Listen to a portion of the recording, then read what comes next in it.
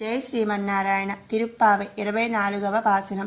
அன்றி உலகமளந்தாய் அகிடிப்போத்தி சென்றங்கு தென்னிலங்கை செத்தாய் திரள் போத்தி பொன்றச் சகடம் உதைத்தாய் புகழ் போத்தி கன்று குனிலா வெறிந்தாய் கடல் போத்தி குன்ற குடையா வெடுத்தாய் குணம் போத்தி வெந்து பகை கெடுக்கும் நின் கையில் வேல் போத்தி என்றென்றன் சேவகமே ஏத்திப்பறை கொள்வான் இன்று யாம் வந்தோம் இறங்கேலோ రెంబావాయ్.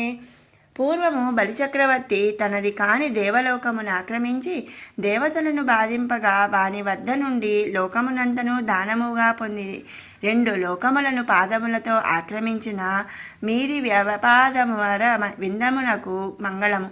రావణాసుడు సీతాదేవిని అపహరింపగా అతడుండు లంకానగరమునకు వెళ్ళి సుందరములైన భవనములు కోటయు గల దక్షిణ దిశయందలి ఆ నగరమును రాక్షసులను వారి కధిపతి అగు రావణుని నాశమునర్చిన నీ భుజ పరాక్రమణముకు మంగళము.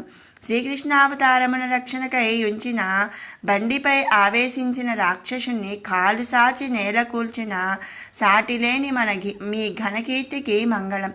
వత్సాసురుని చంపునప్పుడు వెలగ చెట్టుపైన ఆవేశించి ఉన్న రాక్షసుని సంహరించుటకై ముందు వెనుకలకు సాగించిన మీ దివ్య పాదార విందములకు మంగళం.